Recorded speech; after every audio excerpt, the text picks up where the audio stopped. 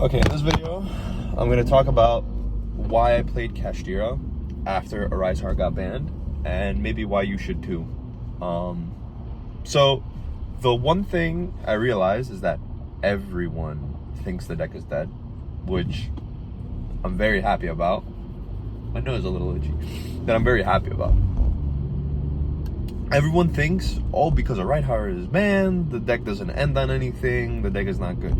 But before Arise Heart was even released with the other support cards, I think it was with Planet and with Theosis, people were still playing the deck. I remember Elijah Green was like playing it on Rated, and like they were playing with like level 7 extenders and level 7 normal summons, and they were still doing well. Like the deck was still good, right?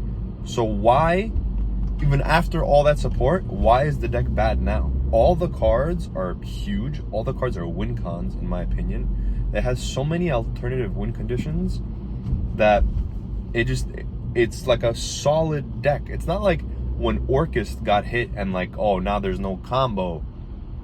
It, like, you could special summon Fenrir, summon Shangri-Ira, summon Rise Heart, maybe make another rank 7, activate Birth, and like, you put your opponent on a clock. They need to beat you. They need to out your whole board. If they don't, they lose next turn.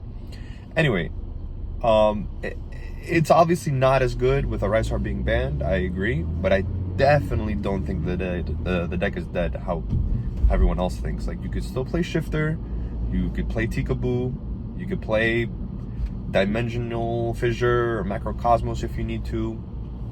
So I think the deck is very much alive. Me personally, I have a deck building style, right? I need to have certain points that need to be hit for me to play the deck, and some of those are, they need to have high attack monsters, right? I need a deck that has like monsters with high attack, because I know that in simplified game states, when you can like super combo or whatever, just summoning a big attack monster, you could inherently go +1, right? Just beating over a card, that's a +1. It needs to be able to play floodgates, alternative win conditions. So we have Shifter already, that's insane. Like, the fact that it cancels out more than half the decks in any format is phenomenal. So you could just win straight off from Shifter, even if you semi-brick. You have There Could Be Only One, which I like. The deck is consistent. People say that the deck is not consistent. I think the deck is actually very consistent, especially with the build that I played. Basically what I did was I played a few Scareclaws, which made it so any Scareclaw, well, the level 4 I played is equal to the level 7 Scareclaw Kashtira. So it's more ways to get to level 7s if you need to. And then you have a Scareclaw engraved to banish the summon, which is cool. This deck, moving forward, I know it gets kind of like an upgrade with the Diabolstar cards coming out, or whatever they're called. That's also really cool. But for the deck that I played at the regional, there's something going on over here. I don't understand.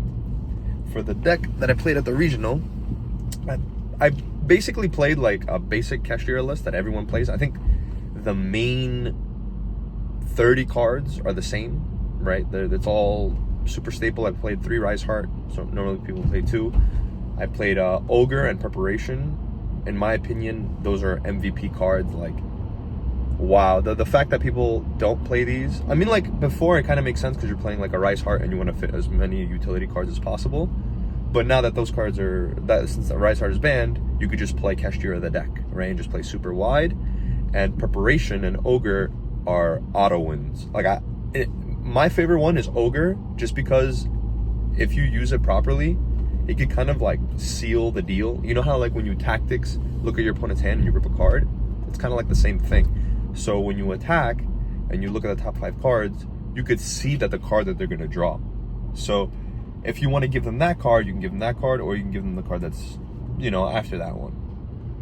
Also seeing potential combo pieces that you could rip from their deck. That's kind of crazy. It's another like win condition in a way. You're whittling down, you're lowering your opponent's ceiling without them realizing. It's like a hidden effect.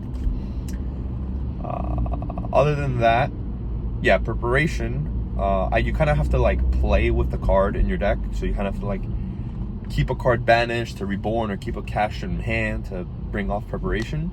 but if that card sticks on the board for more than a turn, just like Birth, it's like an auto-win card. It's like the amount of resources that card alone gives you is insane. And if they activate a trap card, which most decks, they use a trap card in their strategy, like Tearlaments or Unchained or Pearly. Like almost every deck uses a trap card in a way, or they play like a generic trap card. It's a card that could help you rip a card from their hand, which again, it could help you win games alone. So I really, really like that about those two cards. I played the Scareclaw engine, so I played the level 4 and the level 6 Visa Starfrost, just because going second, a simple right card alone is Barone plus the Vicious Astrolaud, which I thought was crazy. The fact that people don't play those, I don't know. I like, you could break a simple board just by normal summoning right card. I think that's amazing, and it becomes more of Scareclaw Kashtira. I also really love the fact that the field spell could pop cards. That comes up. Like, I feel like people put their stuff in defense. It's like a going second card that could become a +1, right? Because it searches you, more than a +1 actually, because it searches you your Scareclaw, and then you could also pop a card, right?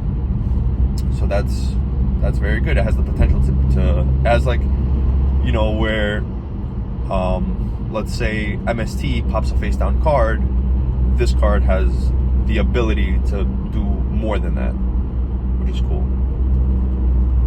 That's it for my build. I mean, it's pretty basic. Other than that, I feel like there's no need to do an actual profile, just because people know what Kashtira does. They know what the main cards are. I play Prosperity, basic stuff, Thrust, Talents. My extra deck was the only thing that was, I guess you could say, spicy, just because I played Dweller, which I guess some people don't, and then I played the Odd Eyes package, which was popular in a few YCSs, and it was really good for me. You know, any 2 level 7s on the board, if you don't use Rise Heart or Theosis, you can go into Gravity Controller, special summon the Rebellion, slap on the other Odd Eyes card on top, and then you could OTK, which was cool. Like, it comes up. Most of the times they're Prosperity targets, so if you have Prosperity, those are the cards that you're probably banishing. But if not, and you're going second and you have the line, you have to go for the line, and then you can Prosperity afterwards. That's it for the build. I do want to do a deck profile, so a little switch from these kinds of videos. I'm gonna do a Kashtira deck profile. I think it's gonna be very good for people that just want to take a deck to locals and do well, even like get your invite with, because the cards alone, like, even if you completely mess up your combos, like even if you completely mess up, you still have like a chance to win. So with that being said, I have some neat little tricks up my sleeve with Kashtira, things that I'm testing out, which I'm shocked that other people haven't figured out yet. And I'm excited to show you guys. I'm going to try to take it to a few locals, see how it performs in real life testing. I've been playing some online now, which normally I don't. This is the first format that I've played online. So once I see that it's doing a little, it's like decent online, I'll take it to locals, maybe take it to the next regional, and I'll share it with you guys.